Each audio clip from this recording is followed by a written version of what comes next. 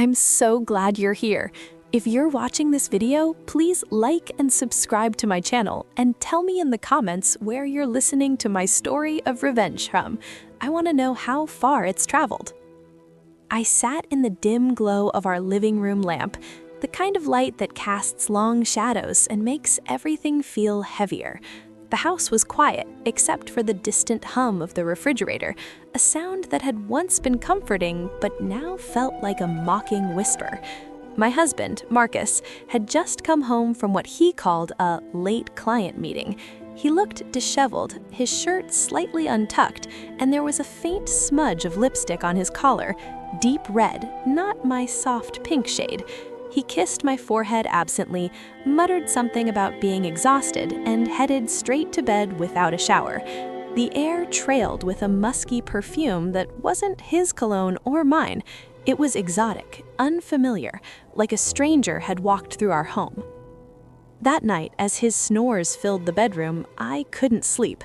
We'd been married for 35 years, built a life together in this cozy Seattle suburb, 2 kids, a successful landscaping business I'd started from scratch, and what I thought was unbreakable trust. But lately, Marcus had been distant, his phone glued to his hand, passwords changed without explanation. I slipped out of bed, my bare feet cold on the hardwood floor, and tiptoed to his jacket hanging on the chair. In the pocket, I found a pair of delicate gold earrings, dangling with tiny pearls, not mine, and certainly not something he'd buy for our anniversary. My heart raced. They were elegant, expensive, the kind a lover might gift. I snapped a photo with my phone, my hands shaking, and put them back, pretending nothing was wrong.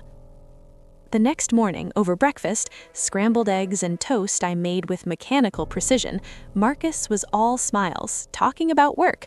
Big project downtown today, Elena. Might run late again. His eyes didn't meet mine, and I nodded, forcing a smile, while my mind screamed questions. Who owned those earrings? Why was he lying?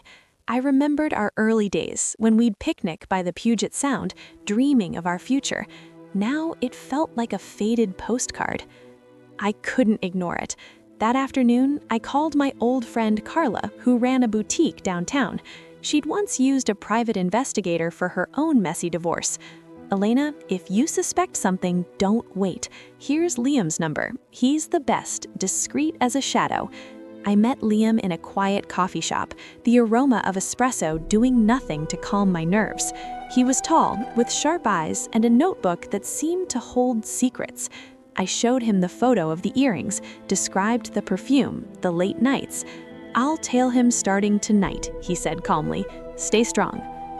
That evening, as Marcus left for another meeting, I paced the house, my bakery orders piling up untouched. My phone buzzed, a message from Liam with photos. Marcus entering an upscale Italian restaurant, arm around a woman. I zoomed in. It was Sophia, my son's wife, our daughter-in-law, the one I'd welcomed like family, teaching her my secret cannoli recipe. They looked intimate, laughing over wine, her hand on his knee. My world shattered. Tears blurred the screen as more photos came. Them checking into a boutique hotel, her wearing those exact earrings. I saved everything, my rage building like a storm over the sound. How long? Why her? Our son, Alex, adored her. Family dinners were full of laughter, but now I saw the act. Sophia's polite distance from Marcus, his over-the-top jokes to deflect. The next day, Liam sent audio from their car, Sophia's voice, sharp and greedy. "Hurry with those papers, Dad. I want that landscaping empire. Elena's too old school. We could modernize it, make millions."